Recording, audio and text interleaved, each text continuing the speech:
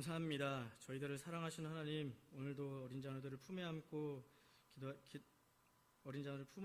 기도합니다. 이와 같이 거룩한 주일을 허락하여 주시고 어린 자녀를 품고 나온 주의 백성들 그의 은혜 가운데 거하게 하시고 자녀들이 믿음 안에 잘 자라게 하시고 축복받는 가정 되게 하여 주시옵소서.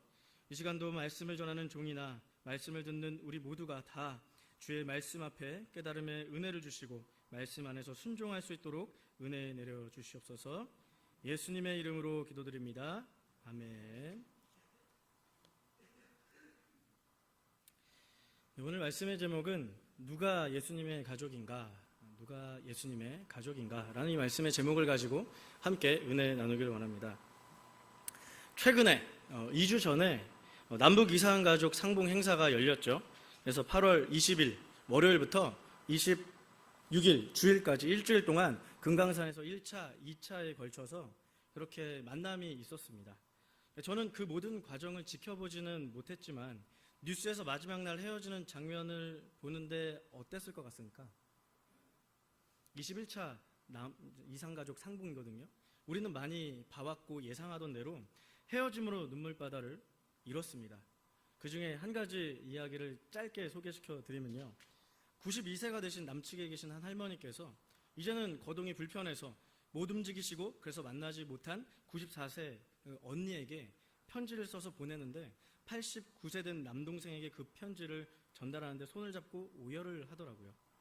그래서 아무튼 이 최근에 있는 이 이산가족 상봉을 통해서 가족이라는 존재는 참 우리에게 귀하고 그리고 믿는 저희들에게는 또한 가족은 하나님의 선물이라는 그러한 생각을 좀 했습니다. 그런데 오늘 우리가 읽은 이 본문에서는요, 가족에 대한 그 예수님의 태도가 좀 애매합니다. 아니, 애매함을 넘어서 좀 더 단호합니다. 단호박입니다. 우리가 예수께서 어떻게 단호한지 우리가 좀 살펴보도록 하겠습니다. 그래서 오늘 본문의 핵심 질문은요, 핵심 문장이라고 할 수 있죠. 33절에 예수께서 무리들에게 하신 말씀입니다. 누가 내 어머니이며 동생들이냐? 다시 말하면 이겁니다. 누가 예수의 가족인가? 오늘 말씀의 제목이죠. 예수께서 누가 예수님의 가족인가 하고 무리들에게 질문합니다. 그래서 우리는 예수께서 하신 이 질문을 중심으로 오늘 본문을 좀 파악해 보려고 합니다. 먼저 누가 내 어머니이며 동생들이냐라고 예수께서 이렇게 질문을 하게 되신 이유를 이렇게 질문을 하게 되신 이유를 문맥을 통해서 좀 확인해 보도록 하겠습니다. 그리고 참고로 중요한 내용은 아니지만 그래도 한번 참고로 들으신다면 31절에 동생들이라는 표현이 나오고요. 32절에도 동생들 표현이 나오고 33절에도 동생들 표현이 나오고 34절에 동생들이라고 나온 이 헬라어 단어가 아델포이라는 이 단어가 있습니다. 그런데 35절에 내 형제요 자매요 어머니이니라 해서 이 형제라고 하는 단어가 아델포스라고 같은 단어거든요. 그래서 복수형과 단수형의 차이로 나온 이 단어, 형제와 형제들의 차이라는 거죠. 그래서 동생들은 형제들이라고 번역하는 게 이제 그 문맥상 더 적절할 것 같아서 제가 굳이 동생들이라는 표현보다는 나머지 31절부터 34절까지 동생들이라는 이 표현보다는 제가 동생 혹은 형제 이렇게 섞어서 쓰거나 혹은 제가 형제들이라는 표현을 써도 그냥 같은 의미인가 보다라고 이렇게 생각하시면 될 것 같습니다. 자, 예수께서 33절에 누가 내 어머니이며 형제들이냐라고 질문을 하신 이유가 뭘까요? 왜 이렇게 질문하셨을까요? 먼저 오늘 본문은요, 예수의 어머니와 형제들이 밖에서 사람을 부르시는 장면부터 시작됩니다. 그래서 예수의 가족들이 밖에서 예수님을 부르고 있는 겁니다. 그래서 집안에서 예수님 중심으로 삥 둘러앉은 무리들이 예수께 이렇게 말하죠. 예수님, 밖에서 가족들이 당신을 찾습니다. 가족들이 예수님 당신을 찾습니다 라고 이렇게 대답을 하죠. 그래서 가족들이 예수님을 찾는다고 합니다 라고 하면 그럼 어떻게 하는 게 당연한 걸까요? 아, 그래? 하면서 나가보는 게 당연한 반응이겠죠. 그런데 예수님의 말이 좀 애매합니다. 밖에서 가족들이 당신을 찾습니다 이러고 있는데 누군데? 누가 내 어머니이고 형제들인데 이런 뉘앙스로 말씀을 하고 있다라는 겁니다. 그리고 이어서 예수님을 중심으로 삥 둘러앉은 무리들에게 얘기합니다. 34절에 내 어머니와 내 동생들을 보라. 여기 한글 성경에서는 내 어머니와 내 동생들을 보라라고 나와 있는데 이 보라, 원래 헬라어 그 상에서는요 보라부터 나옵니다. 보라 헬라어 원문에선 이대 보라 감탄사죠. 그래서 헤 메테르무 카이 호이 아델 포이 무, 보라 나의 어머니와 나의 형제들을, 이런 어순으로 얘기하고 있습니다. 그런데 예수께서는 그리고 이렇게 보라 나의 진짜 가족을 보라라는 겁니다. 그래서 그럼 이제 예수께서 진짜 가족들이 누군지 이제 말씀하시겠죠. 35절에서 이제 말씀을 하시겠죠. 그런데 그 전에 32절의 무리들은 누가 예수님의 가족이라고 생각할까요? 32절을 보시면 보소서 당신의 어머니와 동생들과 누이들이, 이게 헬라어 원문에서는 이렇게 또 표현이 됩니다. 이 두 보라, 예수께서 방금 말씀하신 이대 보라와 같은 뜻입니다.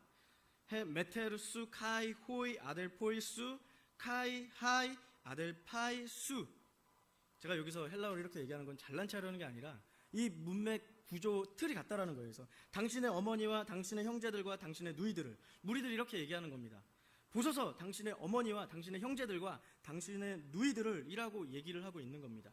그래서 헬라어 원문에서 이 표현된 이 예수님의 표현과 그리고 무리들의 표현이 좀 비슷하지 않습니까? 비슷합니다. 예수께서는 보라 나의 가족들을 이라고 이렇게 얘기하고 있고요. 그리고 무리들은 보소서 당신의 가족들을 이라고 이렇게 말하는 겁니다. 그런데 예수께서 보라고 말씀하시는 가족과 그리고 무리들이 보라고 말하는 그 가족의 대상이 다릅니다. 무리들은요, 예수님의 가족이 혈연 관계로 연결된 관계를 예수님의 가족이라고 이렇게 알고 있고요. 예수께서는 그게 아니라는 겁니다. 35절을 보시면 예수의 가족은 먼저 누구든지 될 수 있습니다. 누구든지 될 수 있고요. 혈연 관계랑 아무런 상관이 없고 그리고 인맥과는 아무런 상관이 없다라는 겁니다. 그런데 단서가 붙죠. 누구나 될 수 있는데 단서가 붙어요. 누구든지 예수님의 진짜 가족이 될 수가 있는데 단서가 붙어요. 하나님의 뜻대로 행하는 자, 하나님의 의지대로 행하는 자가 예수님의 진짜 가족이라고 말합니다. 예수님의 진짜 가족이라고 한다면 하나님의 백성을 말하는 거겠죠. 그래서 어찌 보면 예수께서는 가족이라는 이 대상을 비유로 해서 진짜 하나님의 백성은 누구인가에 대해서 오늘 본문은 말하고 있는데, 이것은 단순 비유로서 예수께서 예수님의 진짜 가족을 말하고 있는 게 아니라는 거예요. 비유로서 가족으로서 이제 진짜 가족을 얘기하는 게 아니라는 겁니다. 그래서 우리가 읽은 오늘 본문, 우리가 읽은 본문의 그 앞본문을 보시면 누가 나오냐면 예수님의 가족들이 등장합니다. 이제 3장 20절과 21절입니다. 3장 20절과 21절을 우리가 함께 읽어보도록 하겠습니다. 20절, 집에 들어가시니 무리가 다시 모임으로 식사할 겨를도 없는지라 예수의 친족들이 듣고 그를 붙들러 나오니 이를 그가 미쳤다 함일러라. 21절 보시면 예수님의 가족들이 예수님을 붙잡으러 체포하러 왔습니다. 이유는 예수님께서 미쳤다고 생각했기 때문입니다. 그래서 이때 예수님 당시 사람들은요, 미친 것은 귀신 들려서 생기는 현상이라고 생각했어요. 그래서 예수가 미쳤다라고 말하는 건 곧 예수께서 귀신 들렸다라고 말하는 것과 같은 의미라는 겁니다. 그래서 예수님의 가족들은 예수님이 미쳤기 때문에, 귀신 들렸기 때문에 예수님을 붙잡으러 온 겁니다. 그 다음 본문 우리가 좀 확인해 볼게요. 22절부터 30절까지입니다. 그 다음 절 우리 함께 22절부터 30절까지 함께 읽어보도록 하겠습니다. 22절, 예루살렘에서 내려온 서기관들은 그가 바알세불이 집혔다 하며 또 귀신의 왕을 힘입어 귀신을 쫓아낸다 하니 예수께서 그들을 불러다가 비유로 말씀하시되 사탄이 어찌 사탄을 쫓아낼 수 있느냐? 또 만일 나라가 스스로 분쟁하면 그 나라가 설 수 없고 만일 집이 스스로 분쟁하면 그 집이 설 수 없고 만일 사탄이 자기를 거슬러 일어나 분쟁하면 설 수 없고 망하느니라. 사람이 먼저 강한 자를 결박하지 않고는 그 강한 자의 집에 들어가 세간을 강탈하지 못하리니 결박한 후에야 그 집을 강탈하리라.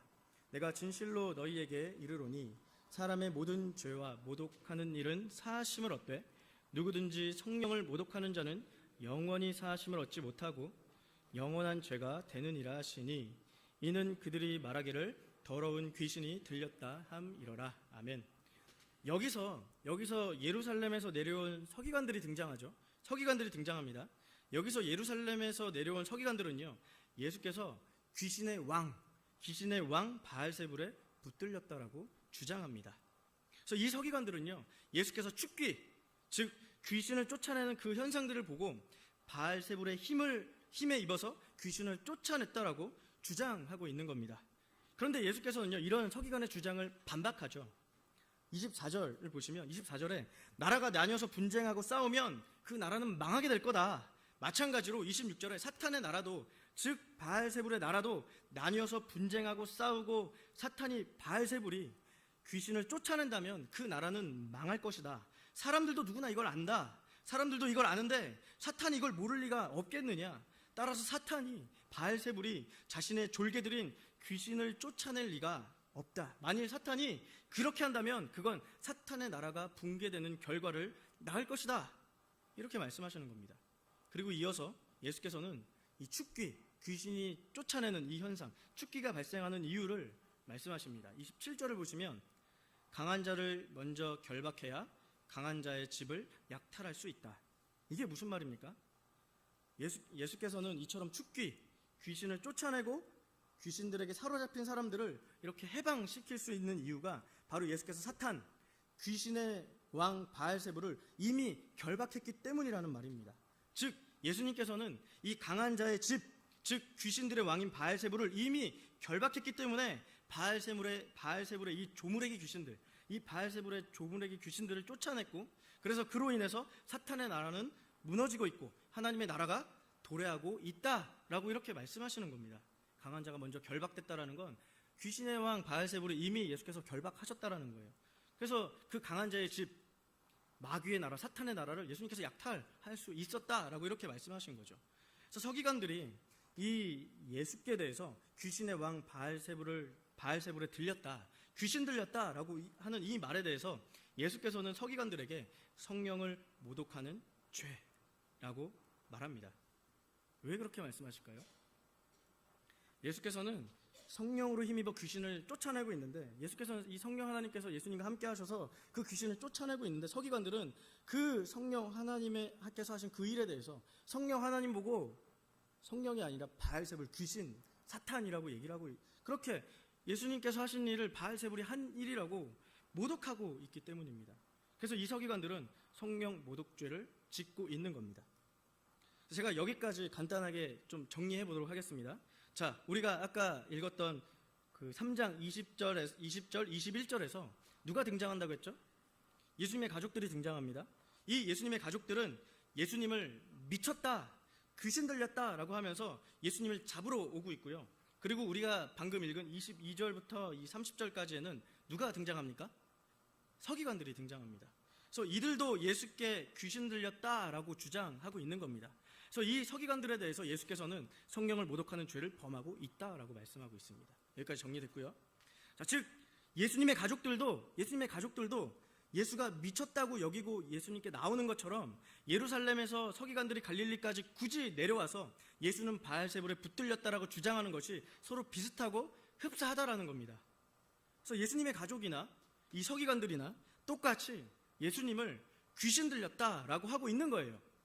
그렇다면 이 같은 맥락에서 예수님의 가족도 성령을 모독하고 있는 죄를 짓고 있는 겁니다.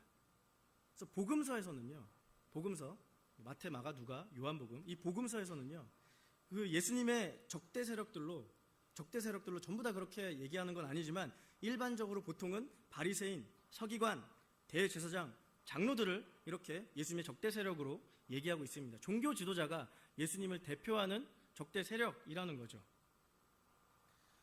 이렇게 마가복음에서는 예수님의 혈연 관계인 가족도 서기관, 즉 예수님의 적대 세력과 동일한 잘못을 범하고 있음을 지적하고 있는 겁니다.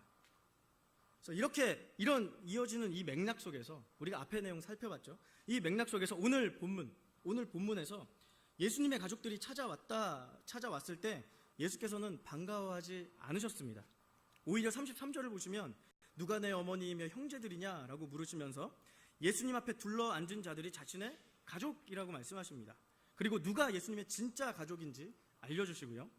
누구든지 하나님의 뜻대로 행하는 자가 내 형제요, 자매요, 어머니이니라. 하나님의 뜻대로 행하는 자가 예수님의 가족이라는 겁니다. 하나님의 뜻대로 행하는 자가 진짜 하나님의 백성이라는 겁니다. 자, 그럼 이제부터 오늘 본문에 우리가 나와 있듯이 하나님의 뜻대로 행하는 자가 예수님의 진짜 가족이다라는 교훈을 우리가 지금 들었어요. 그럼 이제 한 주간 삶 속에서 여러분은 하나님 뜻대로 살아야겠죠. 그럼 제가 여러분들에게 하나님 뜻대로 행하며 사십시오라고 말하면 여러분들은 하나님 뜻대로 행하며 사셔야 됩니다. 자, 한 주간 하나님 뜻대로 사십시오. 하나님 뜻대로 행하며 사셔야 됩니다. 그러면 예수님의 진짜 가족이 될 수 있습니다. 그렇게 살아보십시오. 근데 제 질문에서 뭔가 좀 마지막 질문의 뉘앙스가 좀 이상하지 않습니까? 그렇게 살아보십시오. 되나? 안 되나? 정말 하나님의 뜻을 행하며 사실 수 있을 거라고 생각하십니까? 제가 단언하건대 이 중에 저를 포함해서 대부분은 하나님의 뜻을 행하며 사는 사람은 거의 없을 겁니다. 나 교회 다니는데요. 그 사람도 마찬가지입니다. 하나님의 뜻대로 행하는 건요, 아담도 못해요. 맨날 우리가 교회 안에서 아담의 범죄 때문에 우리가 죄인 되었다. 아담이 범죄했기 때문에 아담의 죄 때문에 아담 때문에라고 우리가 맨날 아담 하니까 아담이 좀 우습게 보이는데요.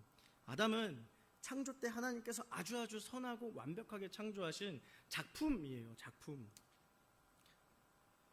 근데 우리는 태어날 때부터 사도 바울의 표현을 빌려서 얘기하면 태어날 때부터 우리는 본질상 진노의 자녀로 태어났고요. 아담과 우리는 격이 다르다라는 겁니다.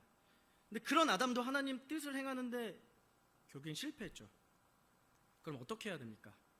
오늘 예수께서는 하나님의 뜻대로 행하는 자가 예수님의 진짜 가족이라고 했는데 하나님의 뜻대로 우리가 행할 수 없다니요.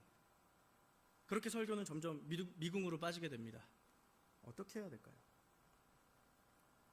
그래서 제가 결론부터 말씀드리면 예수님의 진짜 가족이 돼야 비로소 하나님의 뜻대로 행하는 자가 될 수 있다라는 겁니다.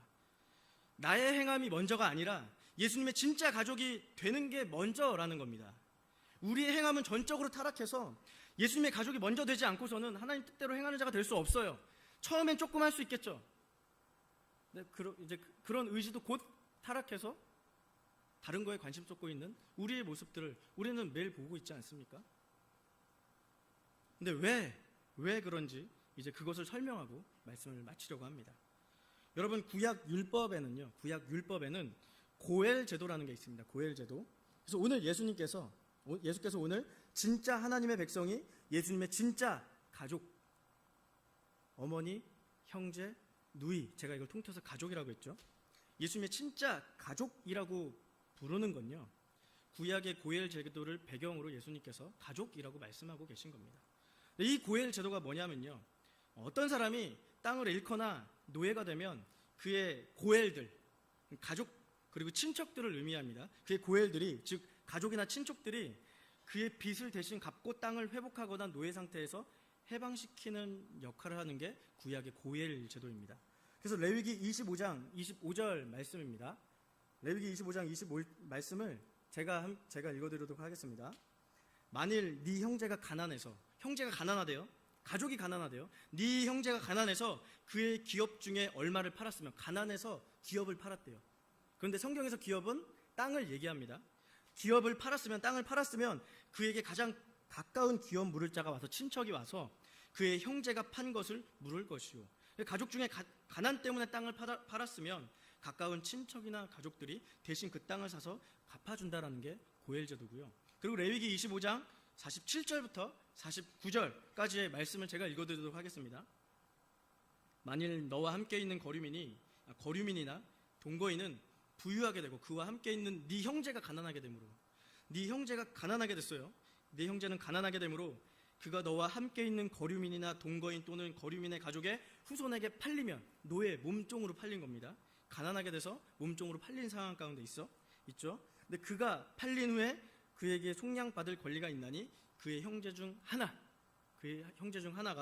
그를 속량하거나 또는 그의 삼촌이나 그의 삼촌의 아들이 그를 속량할 것이요. 가족 중에 하나가 가난하게 돼서 다른 사람들에게 노예로 팔리게 되면 그의 형제나 친척들이 노예가 된 형제를 다시 사서 해방시키는 게 고엘 제도라는 거예요. 토지 그리고 몸. 그래서 오늘 본문에서 예수께서 예수님의 가족이라고 표현하신 건요, 영어로는 family라고 얘기합니다. His family, 가족, 친척. 예수님의 가족이라고 표현하신 것은요, 예수 자신께서 죄의 빚을 대신 갚아주시고, 그리고 구약에서 말하는 기업, 신약에서는 하나님의 나라라고 말하는 기업을 대신 회복시켜주시고 사탄의 노예 상태로부터 해방시키는 대속자의 역할을 하실 것임을 암시하는 표현이 오늘 예수께서 사용하신 표현인 가족이라는 표현인 겁니다. 그래서 예수께서는 그의 진짜 가족의 죄값을 대신 갚아줄 고엘, 즉 예수께서 그 가족이 되신다라는 겁니다. 그래서 마가복음 같은 오늘 성경 마가복음 10장 45절 말씀에 인자가 온 것은 섬김을 받으려 함이 아니라 도리어 섬기려 하고 자기 목숨을 많은 사람들의 대속물로 주려 함이니라. 이렇게 예수께서는요, 그의 백성, 그의 가족들의 죄를 대속하기 위해서, 즉 대신 그 죄를 갚기 위해서 고엘로서, 가족으로서 이 땅에 오신 겁니다. 예수께서 오늘 본문의 가족이라고 이 표현하신 것은요, 단순히 가족의 끈끈한 정 같은 그런 개념으로 말씀하신 게 아니라는 거예요. 나 이제 예수님의 가족이니까 예수님과 끈끈한 정을 나누는 이런 개념이 아니라는 겁니다. 결국엔 그리스도 예수의 십자가의 대속의 은혜를 통과한 자만이, 십자가를 통과한 자만이 예수님의 진짜 가족이고, 이 예수님의 진짜 가족만이 하나님의 뜻대로 행할 수 있는 자가 될 수 있다는 게 오늘 본문이 말씀하신 바라는 겁니다. 십자가가 뭡니까? 십자가는 죄를 전제로 하죠. 죄가 없다면 십자가도 없습니다. 십자가는 죄를 전제로 합니다. 자신의 죄 때문에 죽을 수밖에 없는 죄인임을 깨닫고, 그래서 이 그리스도 예수의 십자가를 단단히 붙잡음으로 어떻게 십자가를 붙잡습니까? 믿음이라는 수단을 가지고 우리는 그리스도 예수 십자가를 붙잡죠. 그래서 이 믿음으로 붙잡아서 죄의 용서를 경험한 자만이 예수님의 진짜 가족이 될 수 있다라는 겁니다. 그래서 이것 없이는 혈연 관계의 가족도 예수님을 대적하는 세력이 된다라는 겁니다. 그래서 서기관과 똑같이 이 혈연적인 가족들도 예수님을 대적하는 세력이 된다라는 겁니다. 이것을 이제 우리에게 좀 적용해 보도록 하겠습니다. 여러분께서는 그리스도 예수의 십자가의 대속의 은혜를 매 순간 경험하고 계십니까? 그리스도 예수의 십자가가 죽을 수밖에 없는 여러분들의 죄값을 대신 갚아 주신다라는 것을 마음속 깊이 진심으로 믿으십니까? 그래서 나는 이제 살았다. 그리스도 예수 때문에 영원한 삶을 얻었다. 그래서 이제는 그리스도 예수로만 사는 게 나의 삶의 목표고 소망이다. 어떻게 해야 주님께서 기뻐하시는 모습대로 살까?